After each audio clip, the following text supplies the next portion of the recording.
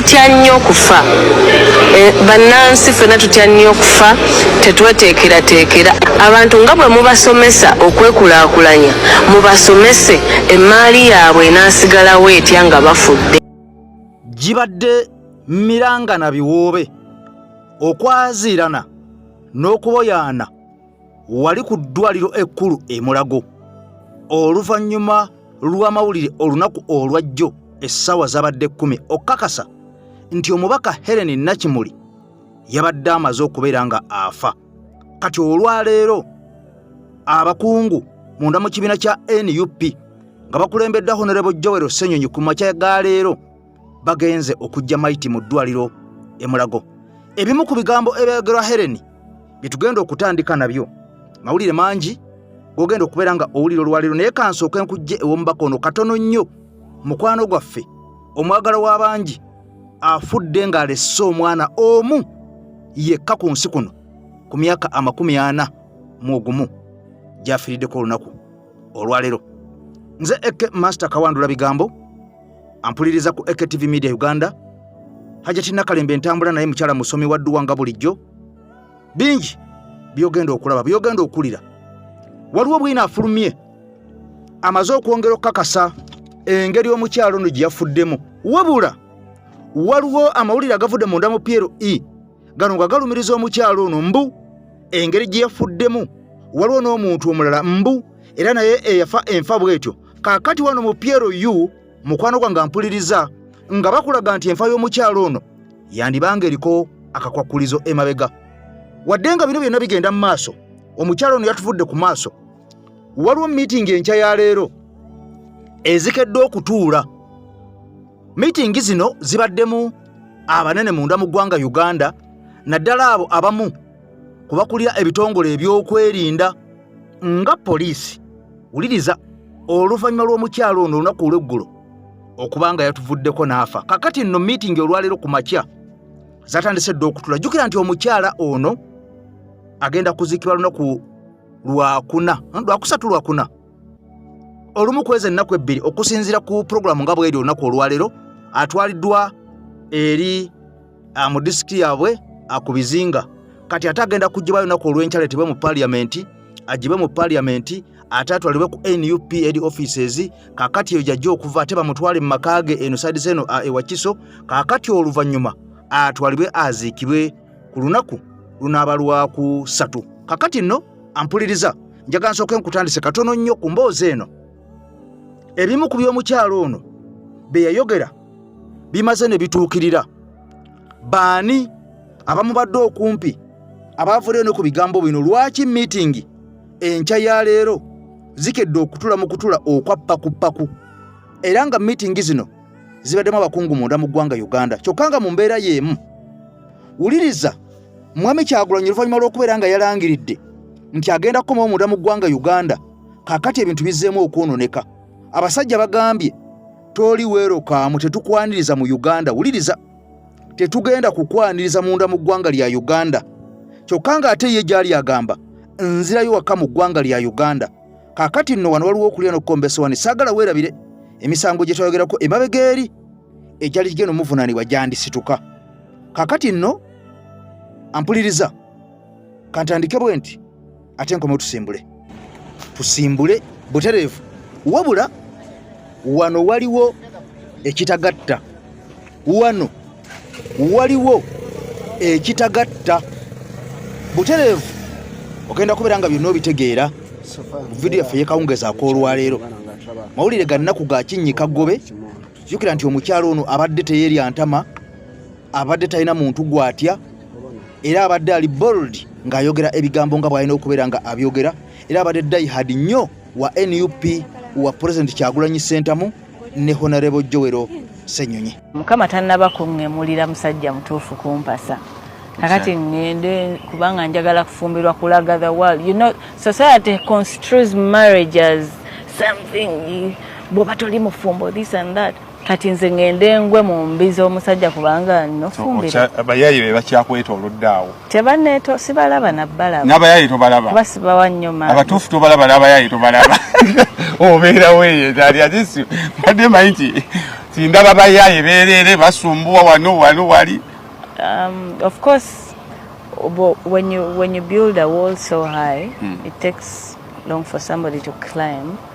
Kati status yange abantu bagenda ne balowooza status gy'olimu hayo mama asoboka tusoboka tusoboka naye lwakuba nti tuteekawo embeera nti tomala gajja ayina okufayitamuko. You have to, because really nze neerwanyeeko ng'omuntu to get to where I am.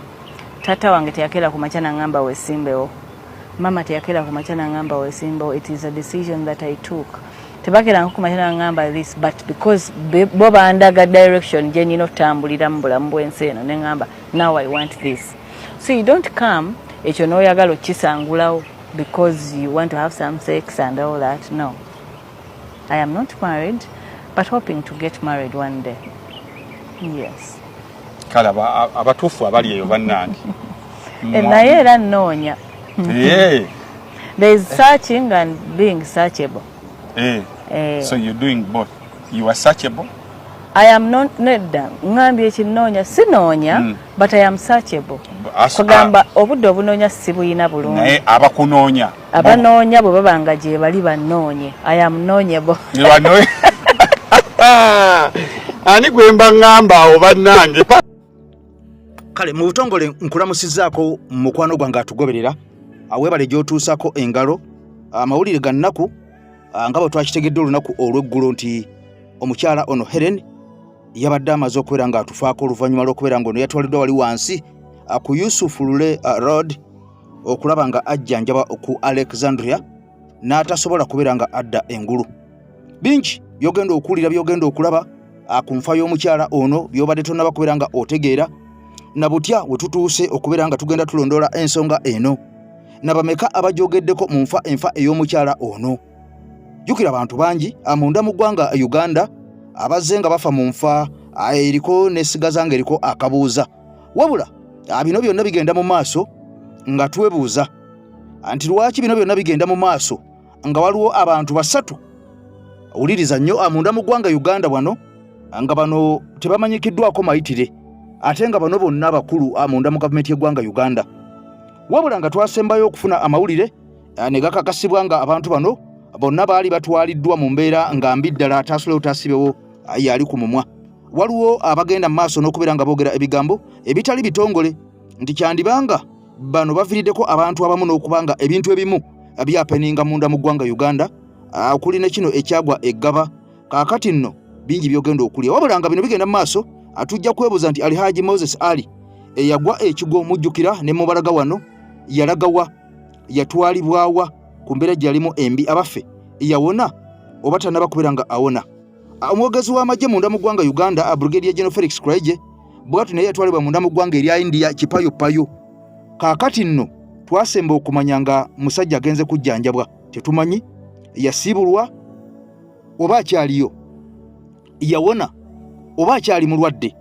Abo nno bantu babiri banene munda mu ggwanga Uganda nga baabulawo kipayopayo tetumanyi kigenda mu maaso kyokka n'omukyala First Lady munda mu ggwanga Uganda wa Mwami Museveni kennyini yavayo mu bigambo binaategeeza ensi ng'ayita mu mukyala amanyikiddwa nga Vanena Lweiso n'akakasa nti mukyala we yamutwala mu ddwaliro ng'embeera mbi ddala.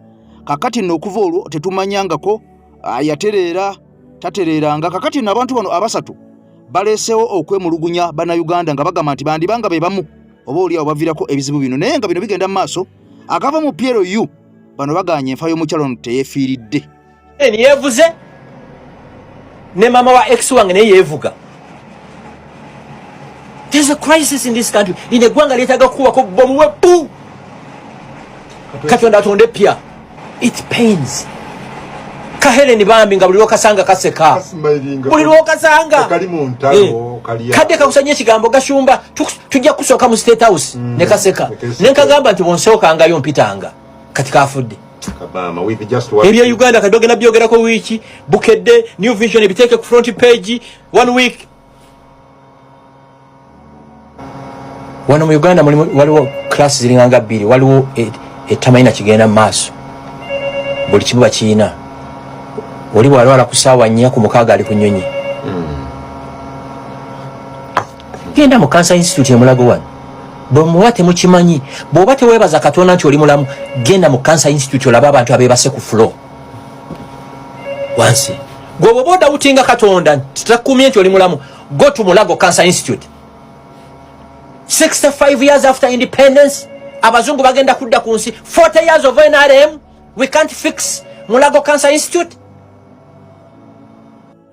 Yes, mu ngeri yemu olunaku olwaleero enkya ya leero bw'atyo His Excellency Robert Kyagulanyi Ssentamu abaddeko mu church awali munda mu ggwanga erya America wabula ono avuddeyo ku nsonga y'emu ey'omubaka omugenzi kati Helen ow'abantu bawali ampuliriza ku bizinga kakati nno n'avaayo n'abako ebigambo byayogedde nga bino ebigambo byayogedde biyitirivu wabula ng'ebisinga bibadde bya nnyiike nga munakuwavu nga munyiikaavu era ng'ono akwasa ennaku jjukira nti ono ay'omu ku balwanyi be ababadde Namige era ensi yeebuuza ani agenda okudda mu bigere by'omukyala ono wali ku bizinga kubanga ono abadde mulwanyi ng'alwanirira abantu ku gurawundi ane mu paliamenti nga tasiba zikweya era nga tumulaba ng'ateeseza ddala enkya n'eggulo ne ku mikolo egy'enjawulo nga tatiiririra abaana ba Buganda nga tatiiririra nsi ye era ng'akyogera lunye nti my president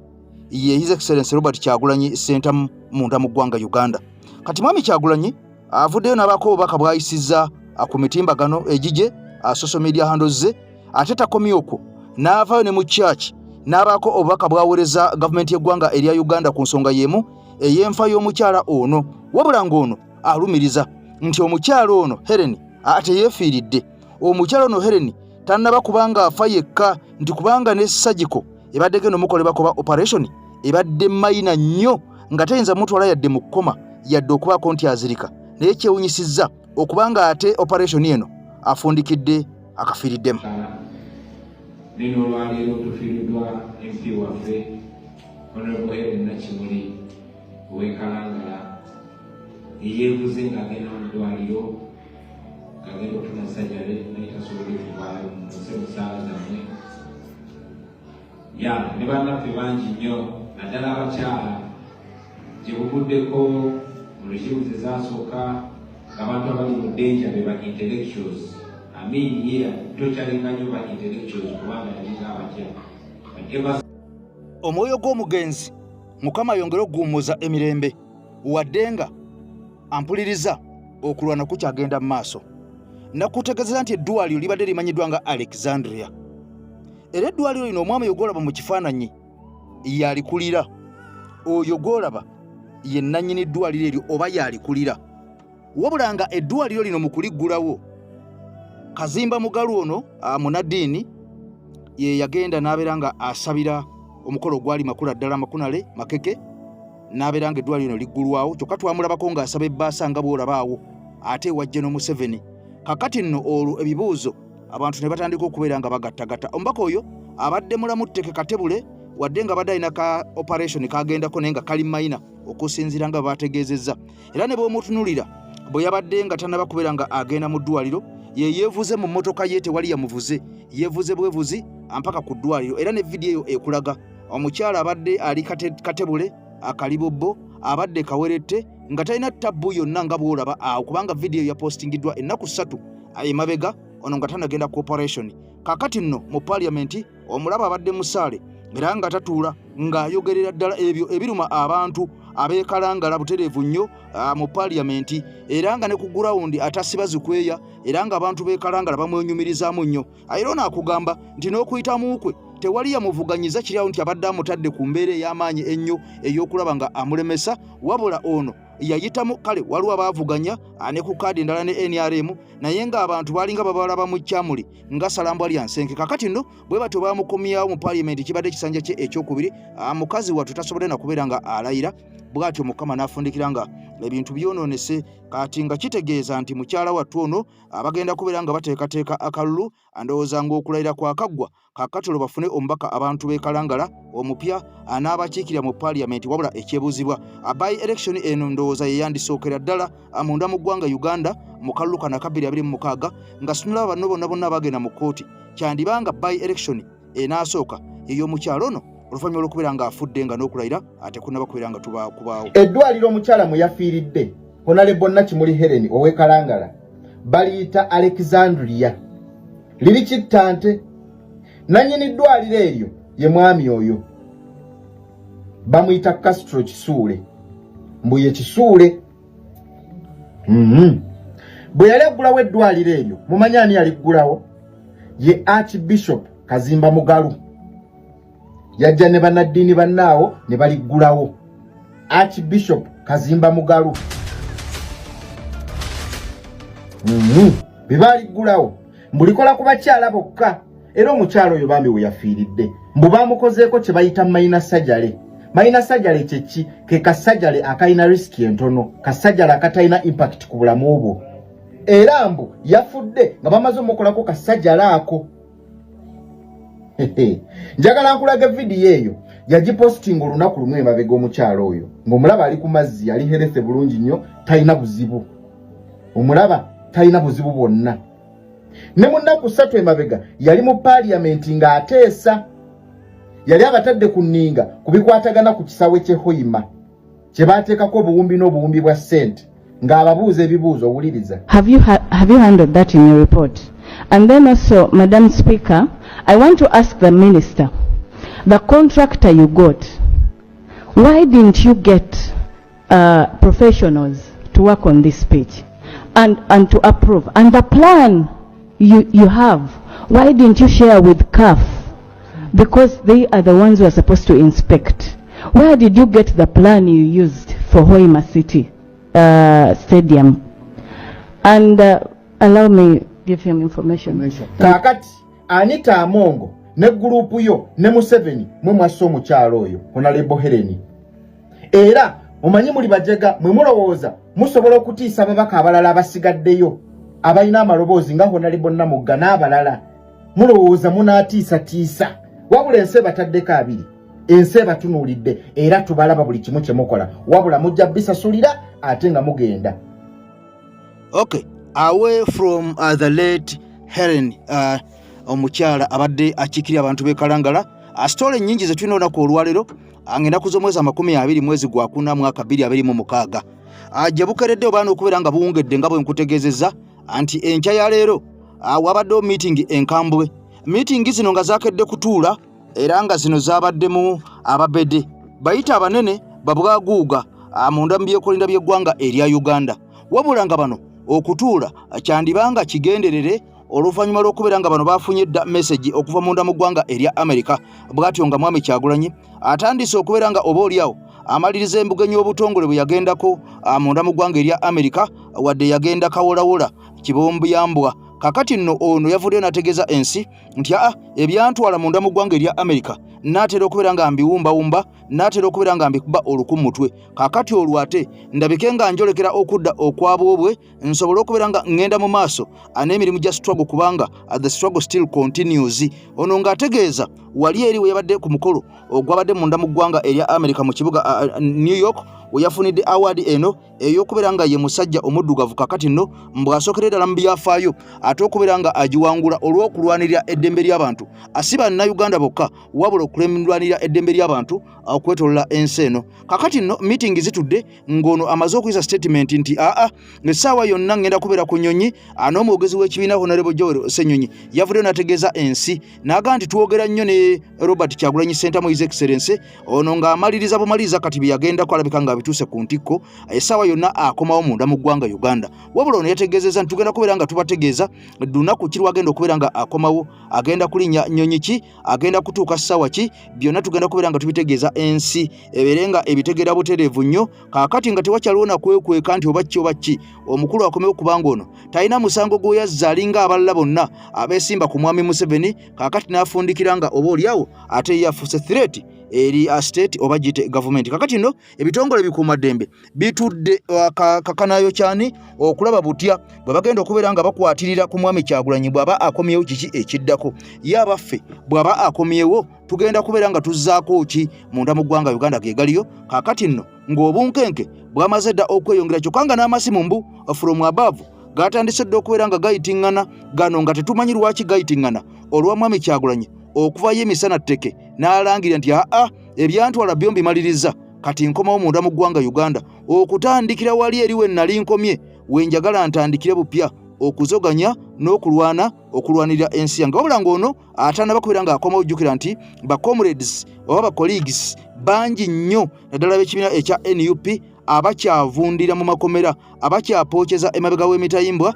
era nga tuzze tuba ku lisiti ey'abantu abo nga n'abamu baasibwa myaka gya mabega ddala mu myaka nga mu mwaka gwa 2019 okutuusa kati nga bamu bakyali mu makomera kyokka ng'ate abalala batwaliddwayo jojjuuzi wano omwaka guno nga guggwako nabana abalala batwaliddwa ng'omwaka guno agwakatandika kati nno sookuwulize ku meeting zino enkambwe katumale okuviwa Hajati Nakalembe nkutwale mu meeting. Salamu alaikum Hajati Nakalembe omusomi w'edduwa bw'oba wenyiye embeera embi yankusomere ku dduwa abali ebweru mirimu giganye papula zeesibye kino kyekyoto kwensabira omukisa kobe ng'odiriddawa wali wenkusabira n'ofuna emikisa ky'oba olabanga abirira ebinyonyi ebitalina kyakulya naawe atalina mulimu jankusomere ku dduwa ofuna omukisa eno ennyanja kwesira buli kimu ekisira ne kiba kikujjudde nekikasuka mu nnyanja nekikunta nekigenda nze Hajati Nakalembe kambawe namba yange yeno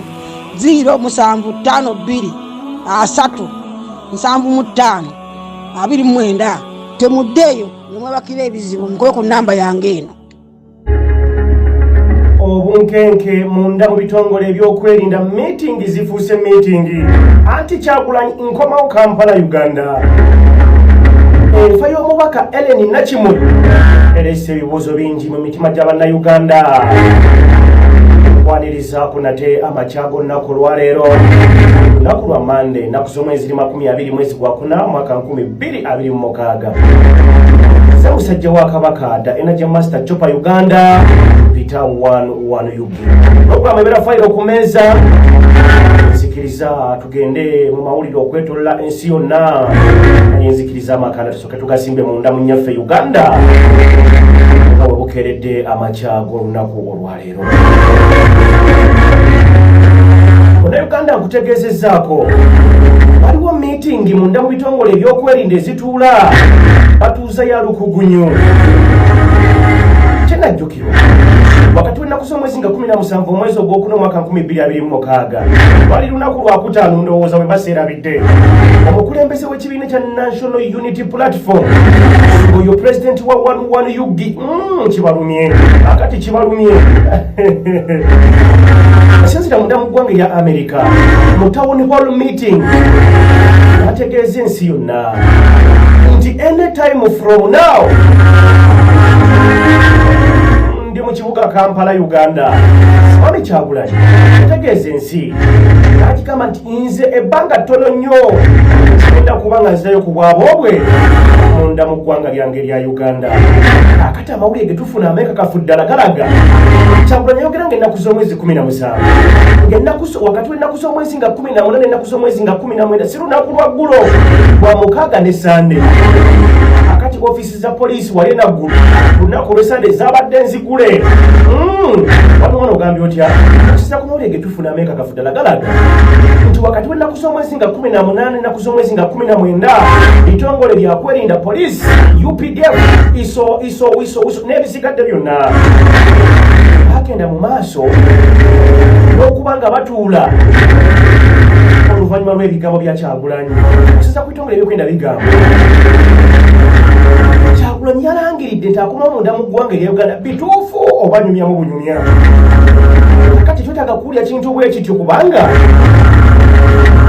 tulina okuba nga tuteekateeka okulayira kwa Mwami Museveni Muzeeyi agenda kuba nga alayira ate kakati Kyagulanyi akomawo ddi musooke mutubuulire Kyagulanyi akomawo ddi mutubuulire poliisi egamba okusinziira ku info gye baafunye badde balina okuba nga batandikirawo okwetegereza ebigambo bya Mwami Kyagulanyi oba n'enteekateeka z'alina zibateekezeza eggwanga kyagenda kuba ayingira munda mu ggwanga lya Uganda mu kaseera mpawo kaaga kati poliisi egamba oba UPDF ebitongole byakwerinda byonna wamu byekuŋŋaanyiza ebituula mu meeting nnaku 22 17 18 19 obane leero nnaku lw'Emmande bagenda kubaayo nze naawe ebirabaayo nja kujja mbikutegeeza okusinziira ku bitongole ebyokwerinda bigamba bwekibanga mwami Kyagulanyi ategeezezza ensi nti akomawo kyokka ate nga mwami Museveni ennaku z'omwezi 12 wali mu kisaawe Kololo alina okugenda mu maaso n'okubanga akola ku nteekateeka ez'okulayira okuddamu okufuga bannayuganda emyaka 5 weddo. Tulina okuba nga tusala amagezi nga tukola buli kisoboka sinnakindi n'okusitopinga enteekateeka era mwami Kyagulanyi okuba nga ayingira munda mu ggwanga lya Uganda. Poliisi egamba abitongole kwenda bigamba tetumanyi ddi tumanyi kaseera ki mwami Kyagulanyi wagenda okulowooleza wagenda okusinzira okuba nga akoma munda mu ggwanga erya Uganda akati olaba wakomerawo nga mwami Museveni ali Kololo alayira eggwanga ebitongole ebyokwenda bigamba nti wayinza okubaawo akaseera akakazigizigi singa mwami Kyagulanyi agenda mu maaso n'okuba ng'akola ku nteekateeka ey'okudda munda mu ggwanga erya Uganda singa aba teyali tayogeramu bwogezi nti singa kinaazuuka oba singa banaakizuula nti kituufu mwami Kyagulanyi alina enteekateeka ey'okuba ng'akoma munda mu ggwanga erya Uganda. Ebitongole bigamba nedda asooka alindeko nedda asooka alindeko nti mwami Kyagulanyi wabanga alina enteekateeka ey'okudda munda mu ggwanga erya Uganda si kati alina kudda kati era abakugu bakomando imbu batandise dde okuba nga bafeffeta bazuule omuwaatwa gonna mwami Kyagulanyi basobola okweyambisa okukomawo munda mu ggwanga erya Uganda nga mwami Museveni tannalayira. Ntegeezesa ennaku z'omwezi 12 omwezi ogwokutaano omwaka 2026 mwami Museveni alina okubeera e Kololo ng'alayiranga omukulembeze w'eggwanga omulonde wadde ng'abaana bagamba akakakwatamu akalulu nakakakwatamu akakakwatamu taina tiyawangwera ate banyogedde lulimi kyolo abantu b'omuka ne mugamba ki muliyo mwanyala naabi ensonga ebitongole byakulinda bigamba nti Kyagulanyi talina kukomawo munda mu ggwanga lya Uganda nga mwami Museveni tannaba kulayira akati kitegeeza nti Kyagulanyi bw'abanga abadde alina pulaani ey'okuba ng'akomawo munda mu ggwanga erya Uganda ebitongole byakulinda bigamba twetegese tusuubira nti Kyagulanyi singa akomawo ng'ennaku z'omwezi 12 tezinnatuuka waliwo bannayuganda bangi abagenda okwenyigira mu kutabangula emirembe munda mu ggwanga erya Uganda. Kibuga Kampala Uganda. What are you gyemuli ogamba mutya? Yes, ebiri ebigambo tubyogeddeko obitegedde bya meeting enkambwe kakati mu ngeri y'emu waliwo amawulire agazuuse genjagala okubeera nga nkutwalamu nga sinaba kubeera nga nva wano. Omukulu oyo omulengera ali mu uniform ya police ennyambala gy'ayambadde ekulagirawo nti mukulu, ennyambala gy'ayambadde ekulagirawo nti munene mu poliisi ya ggwanga lya Uganda. Abanene bambala bukawundo obwo tebabukuba bikalu busigala buli kungulu ate waggulu najja ateekayo oba n'aberekayo oba n'abembekayo amayinja era n'engatto ze bambala zo zibeera wansi tezibeera za kinnamagye nnyo nga bano batakataka. Kati wuliriza muzze mulaba bannayuganda ab'enjawulo ab'engeri nnyingi abazze nga basengulwa ku ttaka lyabwe, abazze nga bagoba ku bibanja byabwe, abazze nga basaanyawo bizinensi zaabwe, abafundikidde nga bagobeddwa mu bibuga era nga abalala bamaze okubeera nga boolekera mu byalo. Kati wuliriza bulungi, olaba abantu abo obalaba bambadde ebyambalo ebya bbulubbululu, abamu bambadde ebyambalo bya ggureggure, abalala bambadde engoye za bulijjo, naye ng'ekisinga obukulu abalala bali mu masuuti nga bonna abali wano abantu 9 ku buli 100 bonna ba bitongole bya kwerinda. Lwaki bazze wano? Tugenda kuyingira mu vidiyo eno mu bujjuvu bwayo olabe nti okukaaba, okulajana, okugenda mu maaso mu kusengula abantu tolowooza nti kikyali kituuza. Kino tekikyali kituuza. Abasajja balayidde, abasajja basinzidde okulaba nga oba oyagala oba toyagala twandifundikiranga munda mu ggwanga erya Uganda, naddala abo abadde baazimba ebintu ebyabwe ebirungiko, naddala abo abadde baakolamu wabula nga bali mu bifo, wuliriza, nga bali mu bifo ebyo abasajja bye bandyetaaze naye nga tebalina access engeri gye babifunamu. Batuuse okuviirayo ng'ogusima ebbumba nga Namibiru yennyini ababula emmamba, kubanga abasajja bazze basenda abantu emisana n'ekiro nga bagobaganya abantu emisana n'ekiro. W'olina ekyapa, w'olina endagaano, ebyo tonyumya nga abasajja baagalawo. Kakati nno mu ngeri y'emu awaliwo omukulu azenga akuba omulanga ku TikTok okwo ne ku social media handles ezenjawulo ono ngajja annyonnyola ku bubbi bw'ettaka obukudde ejjembe era obufumbekedde ennyo naddala mu disitulikiti ey'ewakiso ey'e Kampala disitulikiti ey'ewakiso n'ey'e Kampala ezo nga ze zisingidde ddala okukosebwa abasajja abo bakinyakuzi bansanga biwedde bansanga bisibe abajja ne bakijjanya abantu okufundikira nga babafeze babagobye ku mataka gaabwe nga bo basigadde beeyagala ng'olwo yasookawo nga munnansi asigadde alajana. Njagala butereevu tukirye mu mboozi eno ey'omusajja n'owuliriza vidiyo eno ogimaleko ojja kutya abasajja mukwano gwange mpuliriza. Okay, na Uganda laba vidiyo eno ogimaleko ofunemu ekyo okuyiga. Sebo bwali awo ali mukoza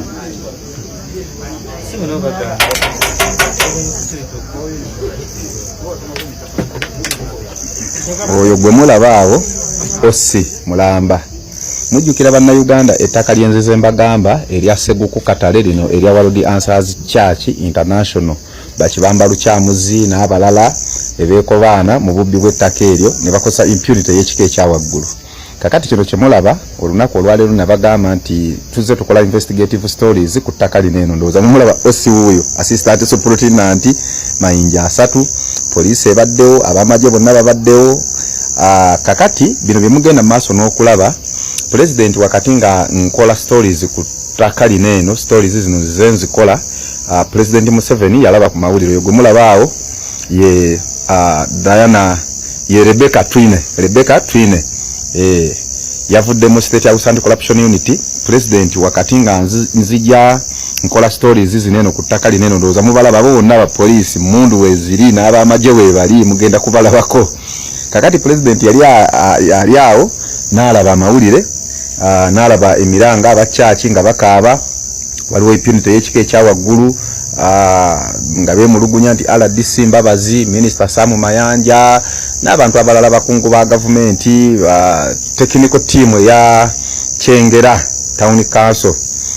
Kakati president n'asindika omuyambi we ku nsonga z'obuli bw'enguzi omukyala ayitibwa lawyer mulamba ayitibwa Rebecca Twine najja akola okunoonyereza abulire president kiki ekiri ku nsonga zino eno zalaba zitambula ku social media ne ku TV ez'ekibbattaka kino eno. Kati yo gate gye mulaba kyekikomere ekyo ekyazimbibwa ekikomere ekyo nga bwe mukiraba kyonna ennyumba eyo yazimbibwa ku ttaka lya World Answers Church naye nga teyina license teyina building permit tewali lukusa lwonna lwonna lwaweebwa okuzimba ennyumba eyo.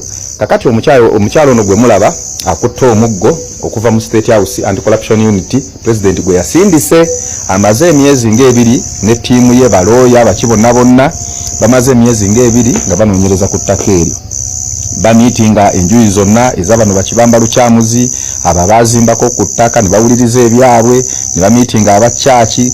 Kati olwaleero yawandiika amabaluwa ng'ayita RDC Mbabazi ya RDC wa Wakiso DPC RPC DISO GISO buli nsonga yonna buli muntu yenna atula ku District Security Committee abaagana okuteekesa court order eno mu nkola ku ttaka lino eno ndowooza abamagye mu balaba buli kimu kibaddewo full security ebadde tight nnyo. Kakati oyo RDC Mawerere ow'Emakindye mukyala Lwasa ya mukaaba oyo bagamba mbu yakyasinza okukolagana ne bakibamba be Busaabala Kibiri Gangu bano ba Bloka Mayembe bamajidu bani.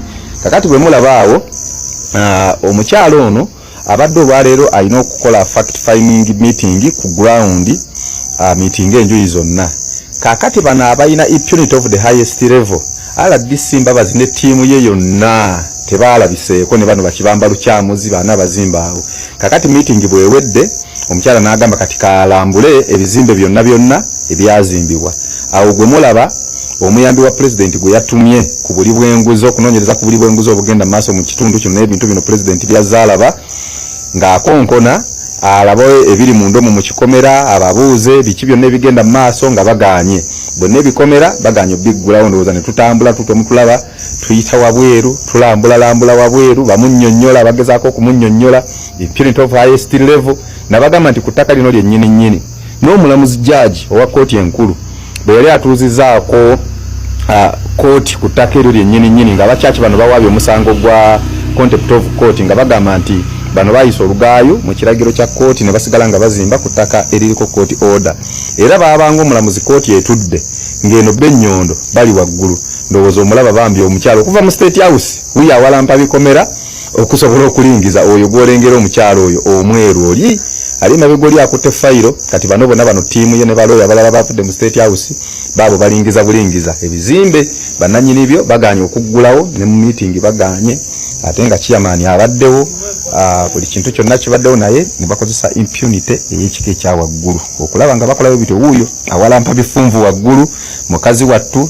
Era President Museveni bwe olaba video eno munnange omuntu ogwo wasindise okujja okukola investigations ku ttaka n'ebiragiro ebyenjawulo directives ze wamuwa takkiriziddwa abazimba ku ttaka lino eno bagamba mbu babaavu. Naye bwe bagamba abaavu gwe bagamba nti RDC Mbabazi baabe bikomera ennyumba zonna ezazimbibwawo ku ttaka nga liriko court order tebalina yadde building permits okuva mu ewa town kiraka oba physical planner wachengera town council nono ekibambo ono ekyamani agambibwa okubanga yagenda maaso n'okukolanga endagaano. Kakati kino ekikomera bano ndowooza tugwikiriza bagwikiriza wabaddewo baana oso olukonkonye bo ne baggulawo awo ne tuyingira ezo ze zimu ku nnyumba ezazimbibwa ku ttaka lya kyaki mu bumenyi bw'amateeka. Oyo ye RDC Mbabazi gwe yasindise oyo mawerere RDC we Makindye wabwa atuuse ye yeyanjudde nti RDC Mbabazi gwe yasindise okumubeererawo. Kakati kino nno kiwe ekyokuyiga Munnayuganda bwenna ali yalina omusango mu kooti ng'owooza otobanye omusango gwe gambo yagala gutambula ofune court order osobola ofuna obwenkanya ku ttaka. Court order egenda kufuluma naye abantu bali ready okugiyisaamu olugaayu n'okugaana ogiteekesa mu nkola. Yenze Benson Pulo CEO Safi Records nja kugenda mu maaso n'obbawa ebibaddeyo.